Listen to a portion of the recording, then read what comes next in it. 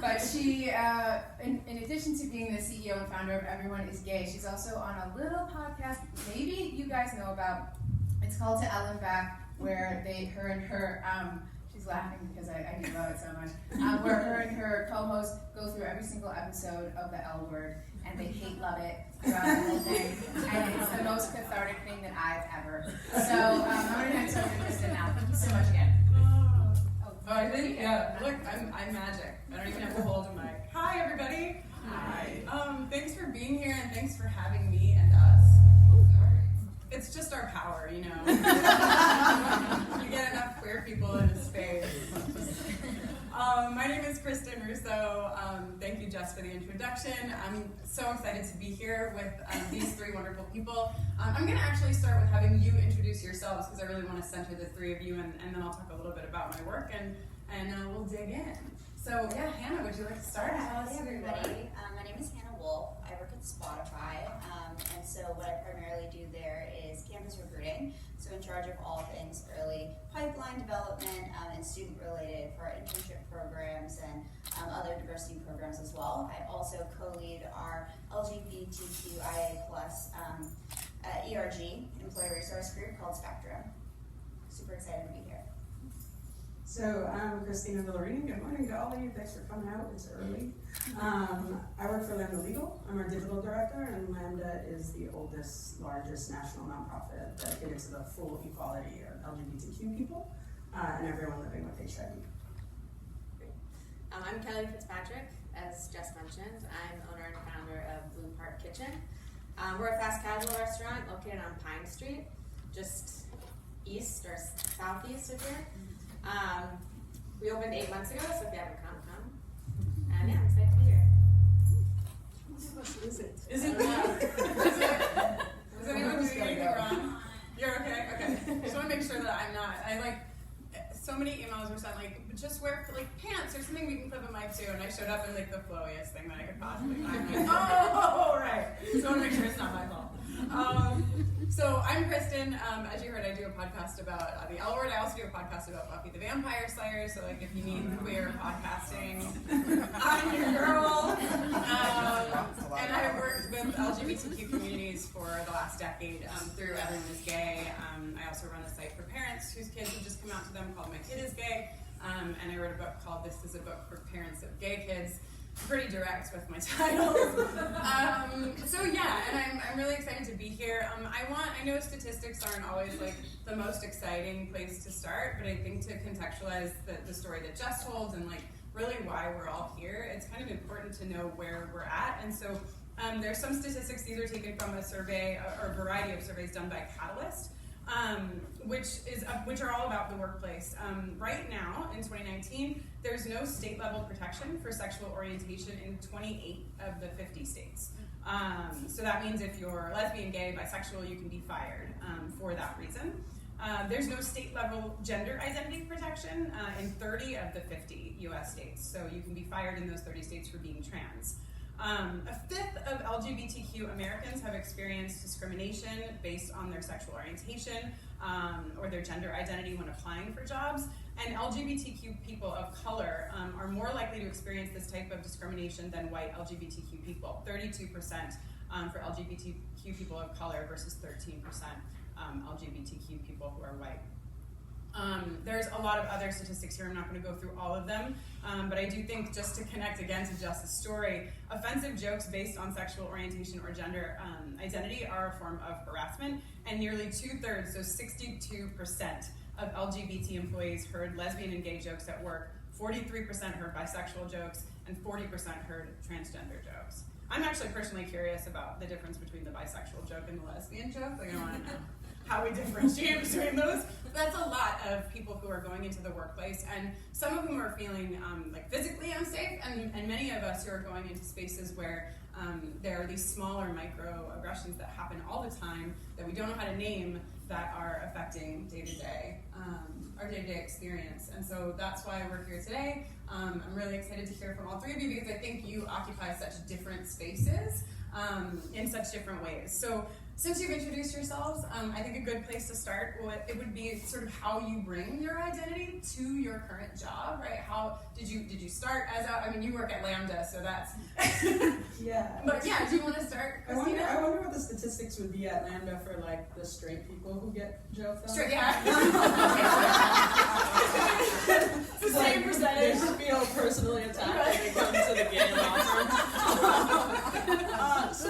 So my space is particularly interesting because I feel like as I get older, I am more comfortable in my gay sort of female New Yorker Latina, like bringing that sort of thoughtfulness and all of the challenges that presents to the workplace. But it's particularly unique because I'm the first digital director, so it's kind of like I have to kind of remember that like I'm like kind of building the plane while I'm on it. And so I think it's hard, right? Because Lambda is a particularly inclusive place just kind of based on the mission and the purpose.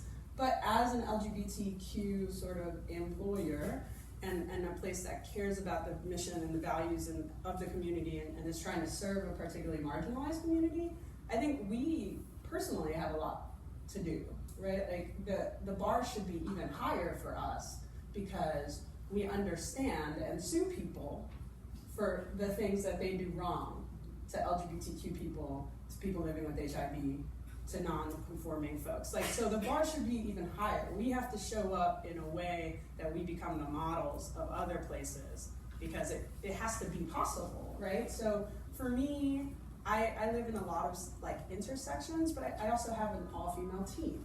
So what does that look like in presenting like an all-female team in the tech space, and what does that look like for them? And so I'm just trying to like create a space where people can come to work and be like, if Kristina can do it, then I could probably do this, you know? Yeah. Do you feel that like, does that require self-care on your part? I'm so bring terrible at that. Like, that was not in the questions. I personally attacked. So sorry. Just for you to take care of yourself. Yeah, I mean, I think it's really challenging because, like, you know, Pulse, right? Like, Pulse is a really, like, trigger warning, folks. We're getting deep already. Pulse is a hard one. You know, I had just left Glisten when Pulse happened. And I had accepted a role in the immigration space. So I wanted to stay in the nonprofit space, and I wanted to, like, you know, bring social impact to another sort of marginalized community. And then, like, the week after I resigned, Pulse happened.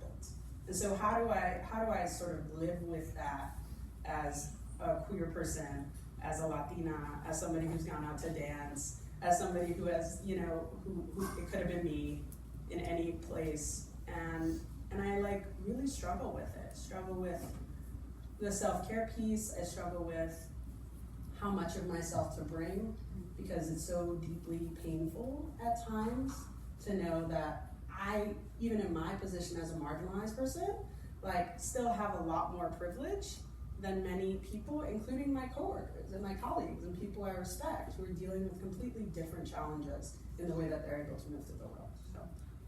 Thank you.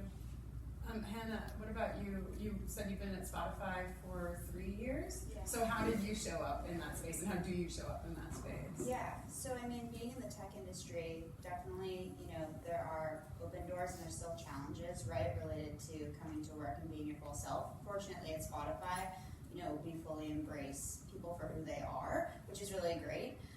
And especially, I mean, I came to Spotify to particularly build out the student programming, right? We didn't really have much student programming, many internship opportunities, or anything like a formalized process in place. So, you know, I got that opportunity to build something from the ground up and also infuse my own, you know, passions for the diversity and inclusion space in it from the very beginning. And of course, we still have, you know, work to do, and we're always striving for a more inclusive program. We're always striving for more diverse representations within the students that we do recruit and bring through the program, and then eventually try to convert into full-time employees. But, you know, I've definitely been very fortunate to, you know, be the change catalyst with, you know, a workforce. I mean, we're a Swedish company, right? So it's predominantly male, predominantly white men, predominantly cisgender white men, and straight men, right, that have through the course of time in Sweden, been in the leadership positions and also been working at the company for some time. And now that we're growing in New York and across the Americas, we have more of an opportunity to shape that and infuse more diversity there, and also be educating our Swedish colleagues about what diversity means and how it plays out in the US. So the student programming is also playing a piece in that too, because we're pipelining early talent into the organization that will hopefully grow and continue to grow. So yeah. And Kelly, you said Blue Park Kitchen is brand new. Yeah. So how did that happen for you, and how do you show up in the space? Yeah, when I created Blue Park Kitchen, I really from the beginning made a point of wanting to set the tone for really being yourself. With every new employee, I go through what's called a service manual, which talks about how to serve food, what the uniform is, what our rules are, and also goes through our mission statement and core values. One of our core values is to be real. Be whoever you are, whatever you look like, whatever language you speak. I make it a point to say that you're welcome here. And I personally go through that with everyone. I hope that when we have 15, 20, 100 restaurants, I'm still doing the same thing. Because I think for a long time, especially in my professional life, before I went to culinary school and did restaurant stuff, I did some finance and hotel development work, and it was very male dominated. And for a long time, I was not hiding who I was, but I would change my pronoun of who I was hanging out with. I would skirt some questions, and I'd be vague, and I'd not necessarily lie, but I wouldn't be comfortable being forthcoming. And so over the last 10, 12, however many years, I've gradually gotten to a place where now I'm unapologetically myself. Talk about my life all the time. And yeah, just make it a part of the dialogue. Every Thursday in our lineup, which is our pre-shift team meeting, we go around and we say what we're thankful for. It's called Thankful Thursday. And it usually relates to my wife, who's pregnant, who's due in September. So yeah, I think just making it normal and comfortable and part of the dialogue every day really makes a difference and make people feel like they can do the same. You said two things that brought up something for me. One was you said pronoun, and I realized that I didn't say my pronouns or ask you to say yours. My pronouns are she, her. So if you don't mind telling everybody what your pronouns are. Mine are she, her. Mine are she, her. She, her. Right. And then, I think you talked about moments that you had at former jobs where you didn't feel seen, or where you sort of did that thing that I think many of us know, where it's I'm not directly lying, but I'm just avoiding. Yeah. But so now, you're in a leadership role. I mean, this is your restaurant. Mm-hmm. So has there been a time at Blue Park where you felt like you had a moment, maybe not like that, but where you also didn't feel seen? I would say not in the restaurant, because I literally and figuratively own the space. So I've made it a point to feel comfortable, but I did have a mentor who was part of a large restaurant company that's not very LGBTQ friendly. And he was in charge of development for them, and we met fairly frequently to talk about different markets and how to structure new restaurant openings and construction and equipment and all that kind of stuff. And I, for the first few times meeting him, he would talk about his family, and I would just kind of talk about the weather or whatever. And yeah, I was not forthcoming, and I regret it in hindsight, and it wasn't that long ago, which is kind of shameful. But recently, I did, with my wife being pregnant, made a point of mentioning that, and haven't heard from him again. So, which is fine, I'm actually better off for it. But it is true, things haven't completely changed. I think sometimes I live in a bubble, and I put myself in a bubble. I've lived in either New York or San Francisco. And so sometimes I think when you get out, it's kind of shocking to be like, oh, not everyone thinks the way I think, or like my friends think. So it's interesting. And also, I think you said the word shameful, and I feel like the shame is directed really out. It's shameful that any of us would have to feel like that, but that is a reality. I mean, we're hearing the stories, we're going to keep hearing them, but the statistics are there, the stories are here. We all live this all the time. So in those moments, which I know we have all had, those of us who are, queer in this room or intersecting with several marginalized identities, where it's like, I don't want to deal with this right now. Like, I don't want to have to carry this at every single moment of every single day. So just want to point the shame toward that dude. Yeah. And I think sometimes with, dropping what feels like a bomb that you're gay in conversation, I don't want to have them fumble through what they're going to say next. And it's almost like by not saying that you're gay or that you have a wife or whatever, you're protecting their uncomfortableness, which we should not do.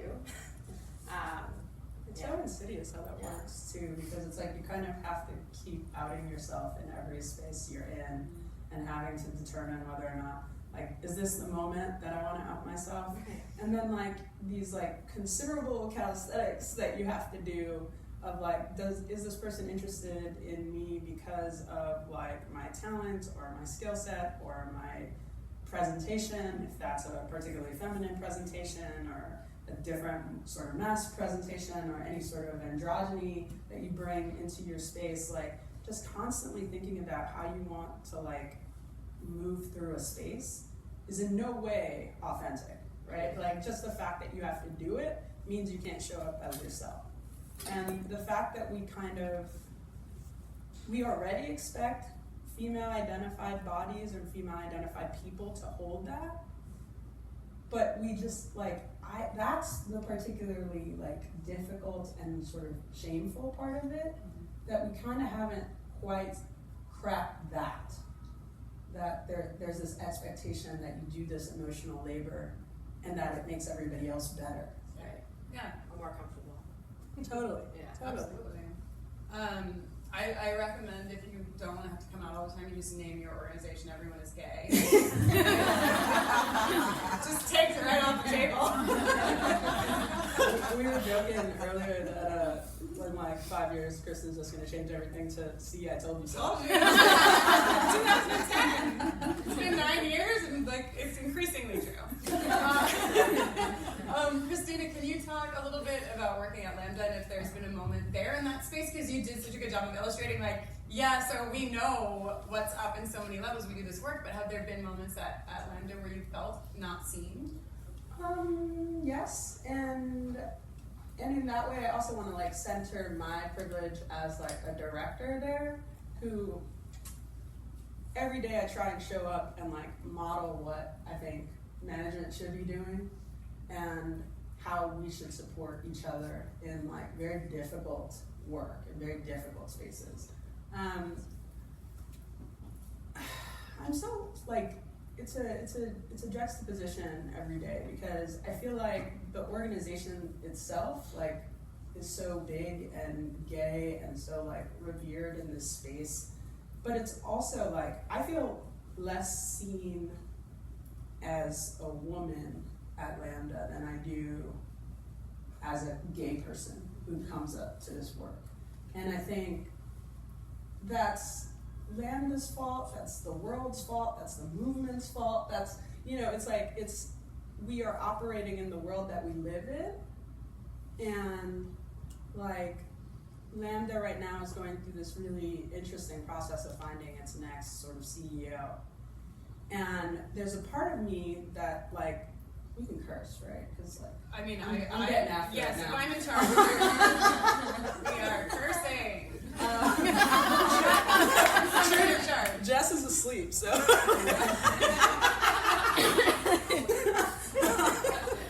But like, there's a part of me that's really like, we need to get like a female CEO in there and fuck some shit up and make some people uncomfortable. Like, there's a part of me that really wants to see that through to the end. But then there's also a part of me that's like, maybe in my role, I have to be the person who fucks shit up, right? Like, because nobody's gonna do it for me, right? So there's that tension. Ooh. Yeah, fuck shit up. That's the like colon after this panel title. It's like, being seen in the workplace, colon, fuck shit up. You told us we could curse, and now I'm going for it. So tell us about your experience at Spotify. Have you had moments when you felt also similarly or differently unseen or? Yeah, I was trying to think about this question a bit. I mean, I think when I first got to Spotify, right, we had employee resource groups already established. They were like 6 months in, so they were super nascent. And the LGBTQ one that we had, Spectrum, was super male dominated, right, and super white male dominated. And so as a result, a lot of the programming and the events and just the overall sort of aura of it was kind of unwelcoming and not very inclusive at all. So at first I wasn't, really present in that space at all, right? I didn't feel welcomed, and I didn't feel seen. So, but, after kind of making some, on the side relationships with other women, other queer women, and kind of talking about this more, I was like, we need to do something. We need to fuck shit up. Thank you. I was like, say it. Yeah. I'm officially the devil on here. But yeah, no, we needed to be representative. We needed to have programming that was for us as well, right? And so that's why I decided to join the leadership board and be a part of the conversation and make sure that we have inclusive programming and that we have that representation there. Yeah, and actually that's a good segue to talking a little bit about policy. I would love to hear, sort of twofold is the question, and jump in, whoever's most excited to talk about it. But I would love to hear about the policies that you all have in place and how you work with policy. And then also if you want to speak a little bit to the difference between the policies and how those interact versus just the general workplace environment and how that makes things feel.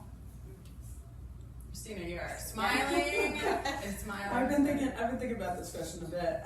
So part of it is, I'm trying to think about the considerable calisthenics I'm going to do to talk about this. So Lambda is going through the union process right now. So that's going to sort of, and hard stop, a pro labor workforce is a better one. And that's where we need to be in this country, hard stop. But in that process, what's going to happen is that policies are going to change at Lambda. And people are going to have to take a hard look at what has been there before and what may be regressive in the way, Lambda's a 50-year-old company, right? We are a 50-year-old social justice law firm. And there's no way that in that is not bias and misogyny and exclusion. It's just, we have to look at those things and we have to look at everything and think about who we left behind and moments where we fell short and how we get the opportunity to move forward and show our colleagues that we care about them and that we want to attract talent that feels included and that Lambda was willing to have really, really hard conversations and feel shitty for a while to get to a better place, to make people feel okay, I want to work here because I am protected, I am included, I get to have a policy that I know exactly who I can talk to if I don't feel comfortable at work, and that people feel supported. And so in that process, over the last 2 years, Lambda has went through a lot of transitions, and some staff have left, some staff have come back. And what we've seen is that in the policy space, there's been a lot of gray.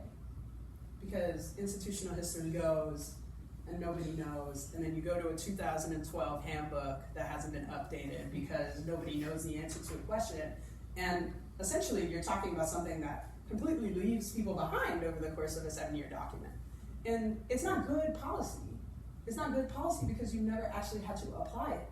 So again, in the role that I show up as a director, I have to fight sort of the system in a lot of ways and create the environment within my team structure to make people feel included and they can show up to work. And if something goes wrong, they can come into my office and say this is wrong, and I might not know what the policy is, but I'm going to find out and I'm going to fight my way through the quagmire so that they know that somebody gave a shit. So there's that, yeah. Right? It's good to hear you speak also from somebody who works inside of a queer space, because I think so many times in these conversations we're thinking if it's a queer space, we're doing okay. And as somebody who also works in queer spaces, that is 100% not the case. And sometimes I think it's harder to do the work because you have people who are like, but this is what we're doing. We're doing it okay. Like, we don't have to challenge ourselves. So it can be different. And it goes back to the labor of it all, right? So when somebody at Lambda doesn't want to honor somebody else's pronouns, it's like the type of stuff that makes you want to like scream into the void, right? Because it's like, you know how important this is. You know that this might be the only space in this person's life where they feel like they can be themselves. And that's the reason why you took this job. Nobody's getting rich at Lambda Legal, let me just tell you. You know, like, let's be clear about why you go into the nonprofit space. You were repenting for something you did in your past life. But to the extent that you allow people to come to work and feel like, okay, this is an LGBTQ affirming environment and we are fighting for the rights of marginalized people all over this country and this world, like, how we show up and how we honor that, how we honor the way that people want to come to work and how they present is really important. And like, there's no policy for that. It's just good business. It's just good business. Do either of you, Kelly and Hannah, have more to add in the policy space? Again, the perspectives here are amazing. It's like you're probably writing the policy yourself. So yeah, what is that like? Yeah, I mean, it's easy to say, with a small company, we don't have a policy, but I'm very type A and a little bit crazy. So we have a policy. It's very much written out. And like I said, it's something that I make a point of going over with everyone right from the beginning. But I think more importantly for us than a written policy is the culture we create. My director of operations, general manager, is gay. We have a lot of LGBT employees and a couple trans employees. And I think the only time I've had to intervene or have a conversation is when someone uses the incorrect pronoun. I think instead of it happening and everyone freezing and getting uncomfortable, we all like move through it, and especially during lunch service, things move really quickly, so we don't even have time to stop and panic. But we, I make a point of speaking with the individual and letting them know that I will have a conversation with someone to just remind them of the pronoun. It's never on our team, luckily, never ill-intentioned, but it's something that people do, especially when they just move physically really quickly and they think really quickly, that sometimes comes out. So I think by having those conversations and not ignoring them, it will make the culture hopefully even stronger and tighter to get to a point where we won't have to talk about that kind of stuff anymore. Yeah, I think in my experience, it's interesting. I mean, with Spotify being a Swedish company, super progressive, we have a lot of, really inclusive benefits and, inclusive workplace policy. But, the conversation, like I kind of alluded to before, is just where it is just different in Sweden than where it is in the US, and the challenges that we face here from a diversity and inclusion perspective are different than in Sweden. But one particular example that I was thinking about sharing was we, prior to the start of this year, we really didn't have very inclusive trans health benefits. At Spotify, we have very inclusive paternity and maternity leave, and we have free egg freezing and free IVF, and that's great. But we didn't really have anything in place for. You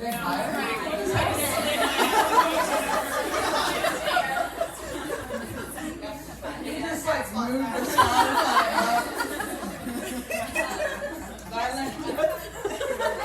From Hannah.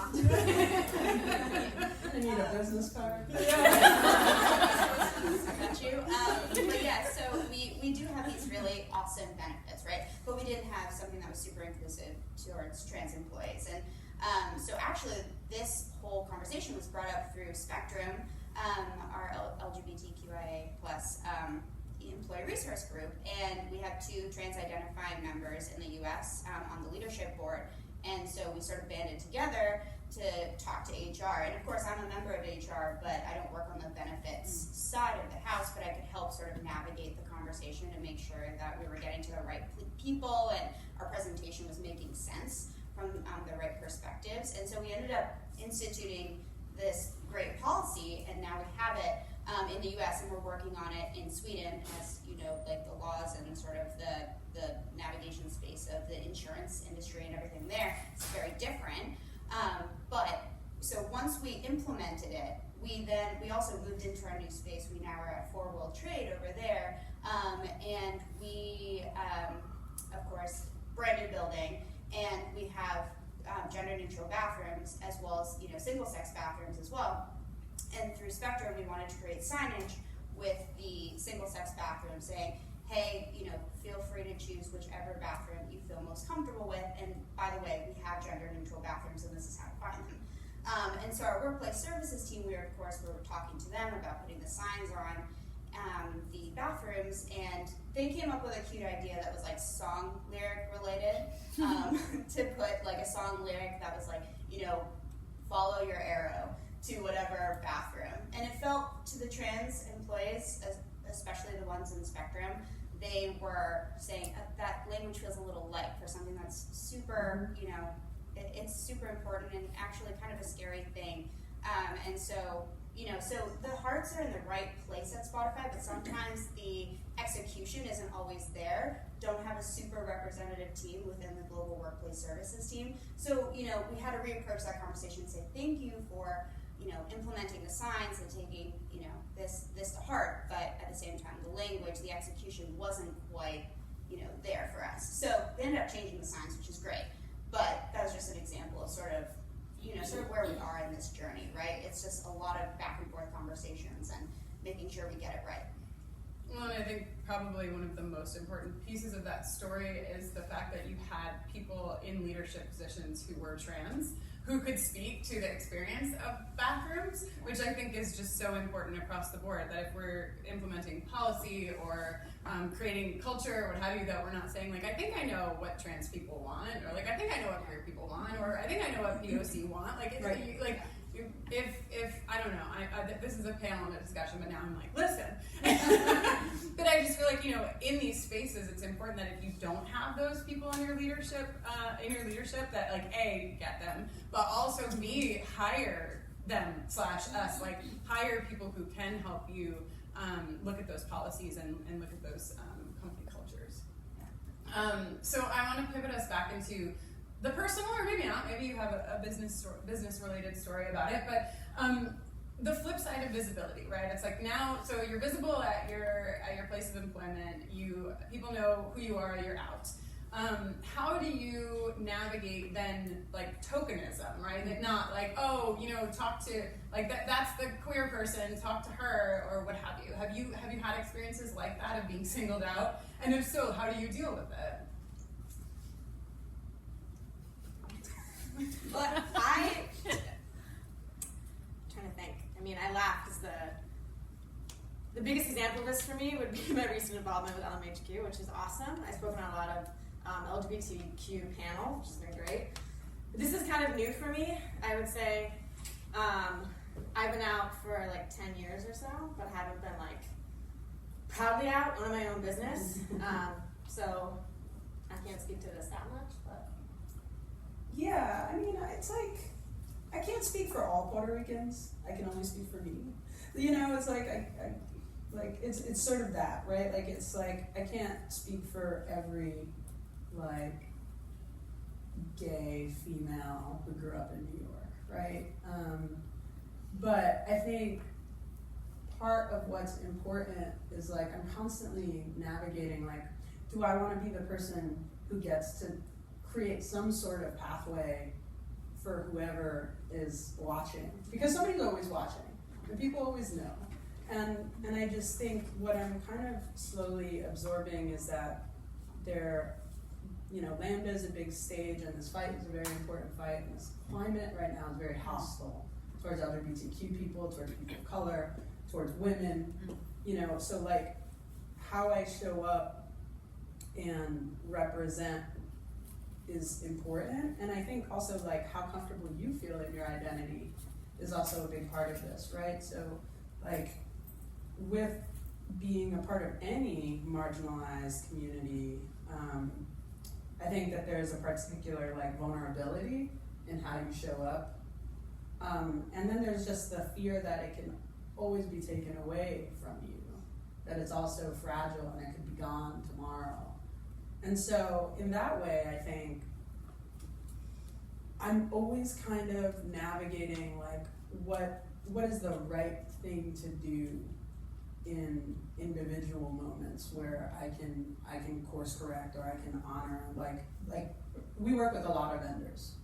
One would say too many, but and that one would be me. Well, we got too many consultants. But Lambda works with a lot of consultants, and most of them are not particularly well versed on LGBTQ issues, right? They were just like the best team or the best partner or the best price or they had the best service. There were so many things that people bring. And we had a gender nonconforming member of our team last year. And one of our vendors who's been phenomenal, and they're based out of the West Coast, but they could not get the pronouns right. Every time they talked to Jessie, they just screwed it up.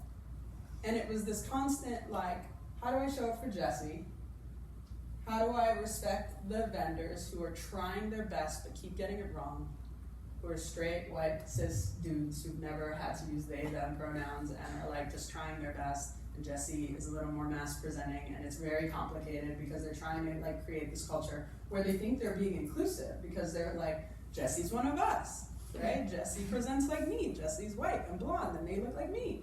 And so like negotiating when it's sort of vulnerable, when it's tokenizing, when it's just people trying their best and they just need some help, and like, you know, and also like recognizing that we shouldn't always have to do the emotional labor of training everybody we come into contact with to like respect us. Mm-hmm. But the antidote to that, or the sort of counterpoint to that, would be like, if we don't do it, who will? Oh, and I mean, that brings us to, I want to make sure that there's time for Q&A. Like 2-3 more minutes. Last question. Okay, great. So yeah, and I think that you brought us right to the last question, which is right. The emotional labor shouldn't be on any of the people sitting up here in a variety of aspects, especially not all the time. And so for those people here or in there, where's the camera? Somewhere we're streaming. It's right there. Hi. Maybe can you just talk, each of you, a little bit about being an ally in the space, and you know, when you're not bringing a queer identity, or when you're not bringing a POC identity, when you're not bringing those things to the space, but you want to be an ally and support, what are good ways to do that? Yeah, I think just to follow up with what I was saying before with getting involved in Downtown Alliance and LMHQ, I've really appreciated the opportunity this month, especially to talk a lot about my identity and being gay and working downtown. Because it matters, and I didn't realize how much it matters until I started talking about it. I don't love the attention, as Jess can tell you, of being on camera and being up here and whatever else. That I think the more I do it, the more comfortable I get, and I have heard from people that they see me and see us and appreciate it and recognize it. And I think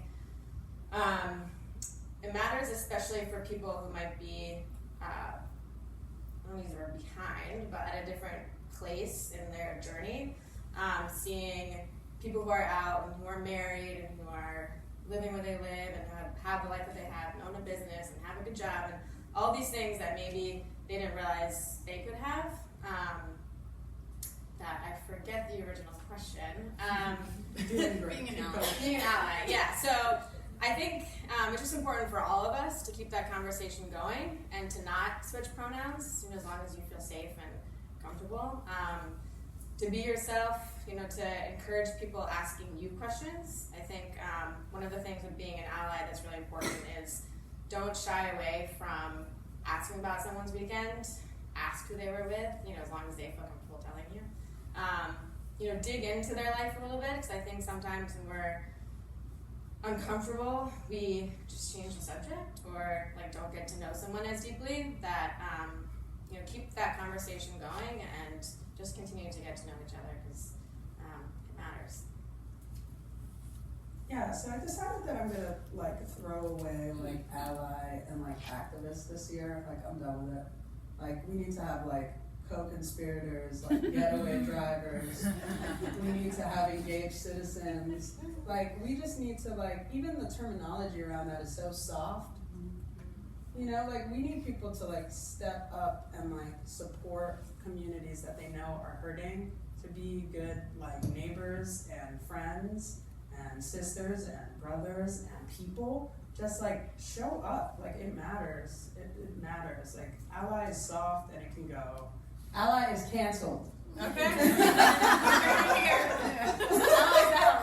Getaway driver is in. You're like, I'm just done with it. I'm done with it. Like, you know, like trans women are dying in the streets. Like we can't, ally is not what we need right now. That's like blueberry jam. I need you to just like come through for people right now. That's what I need. So do that, please.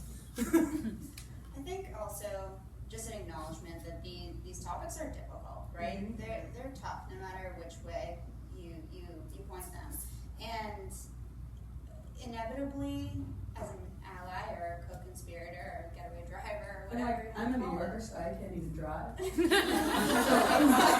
So one of y'all are gonna have to hold this. But you know, there's gonna be times as that person that you might screw up, right? You might use the wrong pronouns. Mm-hmm. You might, you know, erase somebody's, you know, being in some way, in some phrase that you might have said or something, or you didn't contextualize whatever point you're making in the right way. But taking that step back and acknowledging, right, like where your words are falling or how they're falling, and saying, oh, I'm sorry, you know, oh, I didn't mean to completely misgender you, right? I think that that's also super important for allyship, especially even somebody who is a part of this community, is to acknowledge where you get it wrong, and then just try to make it right. Yeah, I think that's the biggest part of that work, is being able to sit with the fact that you may have fucked up. And I come from that space too. I just co-directed a sleepaway camp with 400 queer people, and there were moments where I fucked up and like had to sit with that and come back to the work. And I think, you know, regardless of the space that you're coming from, that's the hardest piece, is being able to say like, I did this thing and I need to learn. I need to keep going back. I need to keep doing it. It can get tiring, but like you said, Christina, it's needed in ways that are immeasurable and scary. So yeah, show up. I'm gonna turn it to you. Oh, Do you want to choose, and I'll just run the mic to sure. whoever you feel. So this is the part where you can ask us questions. I get to point you. Jump in. Can you pass my stuff? Thank you, Donna. Thank you. Hey. Is it? It's on there. I can also We can hear it. Yeah. You're for Jackson. Also from New York. Yeah.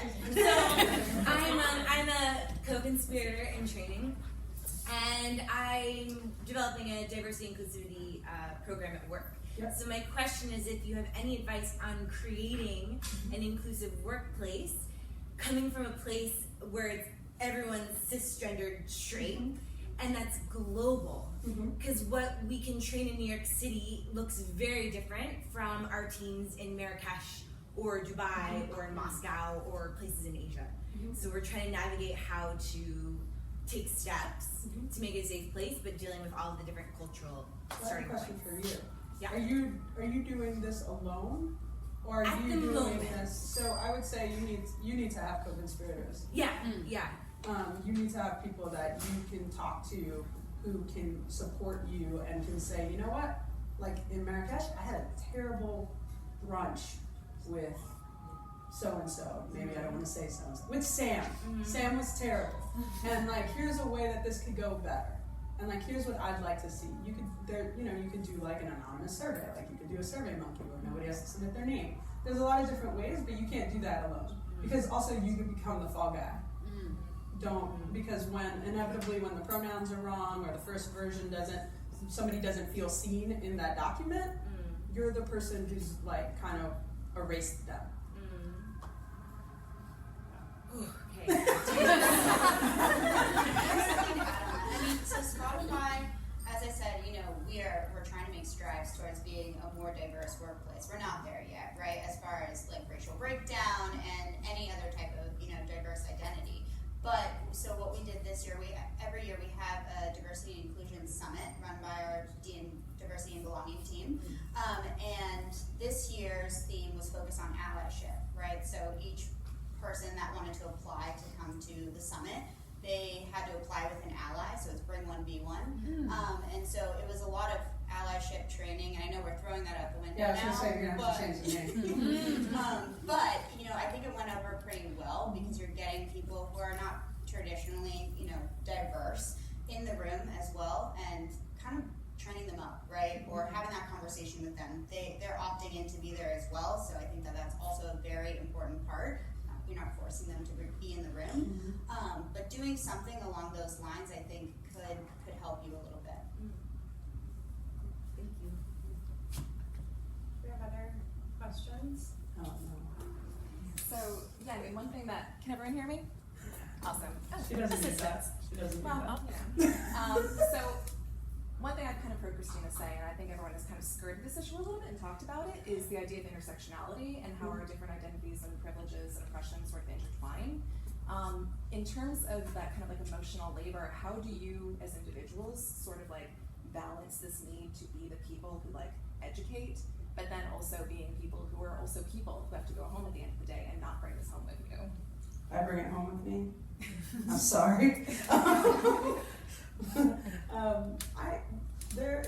Sometimes there's not a balance, right? Like you're trying. Sometimes it's the worst day ever. Sometimes we lost a case and I come home and I'm crushed. I'm crushed for our clients, I'm crushed for our community, I'm crushed, and I think it's a balancing act of like creating parameters around what is crushing.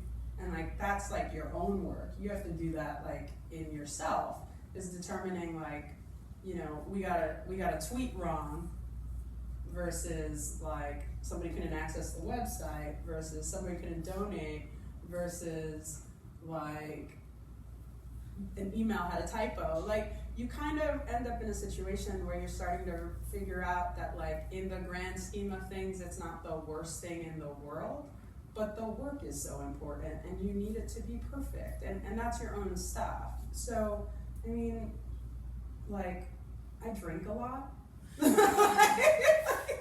I mean, it's just like, and I also like, I'm trying to get better at like taking the time I need to like step away from things and to try and shut my phone off and try and go to places where there's literally no Wi-Fi.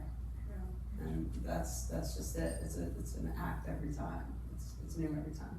I think too, community, I mean, at least some of my takeaway has been community and the communities that we surround ourselves with, and having those like closed spaces where you are surrounded just by queer people, or just by queer people of color, or just by people, like whatever the case may be, that we have spaces, whether they're in person or digital or what have you, where we can be with people, where we don't need to explain why we are feeling that particular way. That's like the starting place. Has been a major source of like, that's been how I've pulled myself up, and it's also how I've seen other people from different intersecting identities be able to pull themselves up as well. And I think this is where the co-conspirator comes into massive play, is that like when we have people out there doing the work, helping lift the work, then it isn't all on us, and that goes for so many ways. Would you like to answer this question? Okay. I don't know if it's a question or just a statement of sorts, but how do you balance the difference between being seen and that visibility? The difference between, just being who you are and just bringing who you are to the table, and you don't change who you are when you exit your house, or when you wake up in the morning, you're still the same person that you are, when you enter the workplace, or when you enter the school, or wherever you go throughout the course of your day. How do you balance those two dualities? Like, how do you merge them? How do you? I guess the question is, well, let me preface it with a statement. I'm kind of just now becoming more visible in my workplace. I work for the public sector, I'm in law enforcement, like there's certain things that, you know, I'm a member of GOAL, I'm an active member of GOAL. There's different things that I'm more visible out there now, and I want to be seen as different but the same. You know what I mean?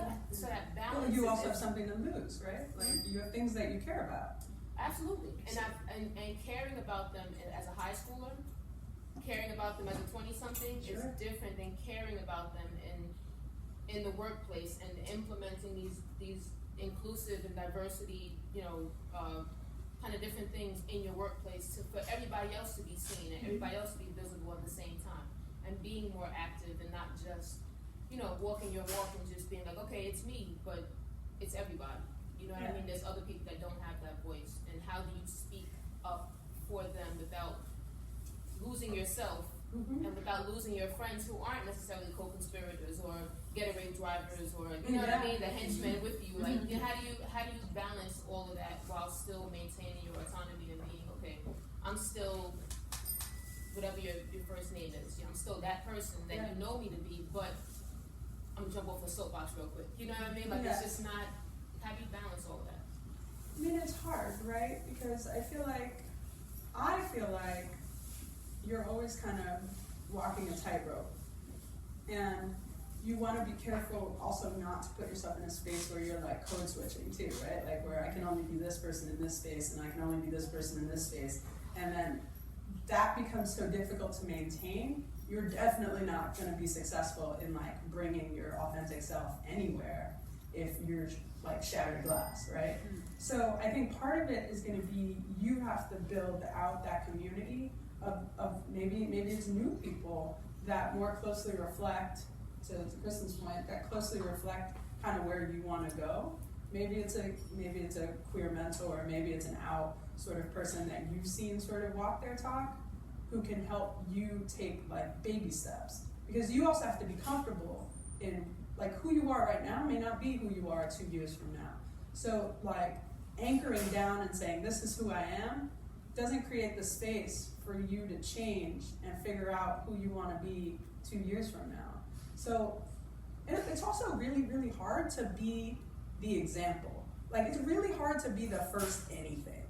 And like, so like to just be kind to yourself while you're going through that journey. But I think that there is a piece of this that I'm hearing that would benefit from sort of like if you don't have co-conspirators and getaway drivers like in your immediate like circle, that there might be a good opportunity to find those people and kind of expand your spaces so that you have more of a sense of like becoming and being, and so that you're not just like, okay, today I'm gonna be all of this and it's gonna scare people, I don't wanna lose people, I don't wanna change the way people treat me at my job. Like you can also be like slowly becoming, right? That's a part of this. Part of being authentic is like continuing that journey. It doesn't stop. So like be kind to yourself, find people who you can trust, and like don't forget that you don't have to be right tomorrow, right? Like it's just be good to yourself. Hi, it's a practical question, I think, for Hannah. I work for a small company where we don't like have an HR person. They're in the UK, and with things like students and internships, do you have any good practices or strategies for finding like a diverse funnel of candidates? Because I feel like we have a good relationship at NYU or whatever it is, but like, has there been anything that's worked for you in terms of encouraging students having those opportunities who may not have access to them? Yeah, well, there's tons of organizations that you can partner with that are, for example, like Out in Tech, or Lesbians in Tech, or National Black MBA, or, you know, it depends on what you're exactly looking for, and like the domain and function of whatever the students might be doing, if they're gonna come to work for you.